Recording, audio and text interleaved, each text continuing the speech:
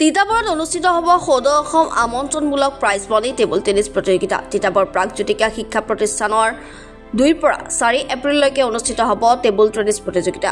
স্বদেশ স্বজাতিক উজ্জ্বলাই তুলিব পৰা সুদক্ষ খেলুৱৈ গঢ়াৰ লক্ষ্যৰে তিতাবৰত প্ৰথমবাৰৰ বাবে অনুষ্ঠিত কৰিবলৈ লোৱা হৈছে সদৌ অসম ভিত্তিত এই প্ৰতিযোগিতাখন। তিতাবৰ আশাৰ শিক্ষানুষ্ঠান প্ৰাগজ্যোতিকা তিতাবৰ টেনিছ কোচিং চেণ্টাৰৰ উদ্যোগৰ লগতে যোৰহাট জিলা টেবুল টেনিছ সন্থা আৰু তিতাবৰ ক্ৰীড়া সন্থাৰ সহযোগত প্ৰথমবাৰৰ বাবে অনুষ্ঠিত হ'ব সদৌ অসম আমন্ত্ৰণমূলক প্ৰাইজ মানি টেবুল টেনিছ প্ৰতিযোগিতা। তিতাবৰৰ প্ৰাগজ্যোতিকা শিক্ষানুষ্ঠানত অনুষ্ঠিত কৰা সংবাদমেলত আয়োজকে সদৰি কৰে এই কথা। 2 এপ্ৰিলত প্ৰতিযোগিতাখনি উদ্বোধন কৰিব মন্ত্ৰী পীযুষ হাজৰিকাই। কেইবাটাও ইভেণ্টত অনুষ্ঠিত হ'ব লগা প্ৰতিযোগিতাখনিত ৰাজ্যৰ শতাধিক সম্ভাৱনাপূৰ্ণ তৰুণ খেলুৱৈয়ে অংশগ্ৰহণ কৰিব। তিতাবৰৰ দৰে গ্ৰাম্য অঞ্চলত প্ৰতিভাৰ অভাৱ নাই, বিশেষকৈ টেবুল টেনিছ, বেডমিণ্টন ইত্যাদিৰ ক্ষেত্ৰত অসম বা উত্তৰ পূৰ্বাঞ্চলত জেনেটিকেলি যথেষ্ট সম্ভাৱনীয়তা আছে। গতিকে সেই প্ৰতিভাসমূহক চিনাক্ত কৰি ৰাজ্যিক তথা ৰাষ্ট্ৰীয় আৰু আন্তঃৰাষ্ট্ৰীয় পৰ্যায়ৰ খেলুৱৈ প্ৰস্তুতিৰ বা পৰিৱেশ এটা নিৰ্মাণ কৰিবৰ বাবে বিগত 2023 চনত Titabar table tennis coaching centre প্ৰতিষ্ঠা হ'ল।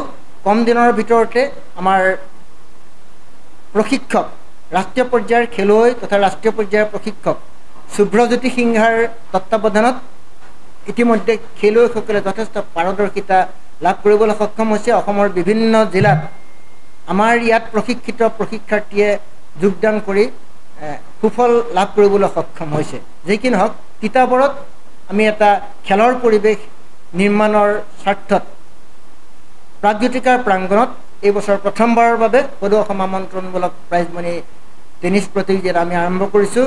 ইয়াত সদৌ অসম টেবুল টেনিছ এছ'চিয়েশ্যনৰ সভাপতি মাননীয় কেবিনেট মন্ত্ৰী পীযুষ হাজৰিকাই যথেষ্ট বদান্যতা আগবঢ়াইছে। তেখেতে খেল পৰিচালনা কৰিবৰ বাবে, খেল অনুষ্ঠিত কৰিবৰ বাবে 6খনকৈ উন্নত পৰ্যায়ৰ বোৰ্ড আমাক এছ'চিয়েশ্যনৰ তৰফৰ পৰা যোগান ধৰিছে আৰু মুখ্য অতিথি হিচাপে উদ্বোধনী অনুষ্ঠানত উপস্থিত থকাৰো ইতিমধ্যে তেখেতে আমাক থাকিম বুলি জনাইছে।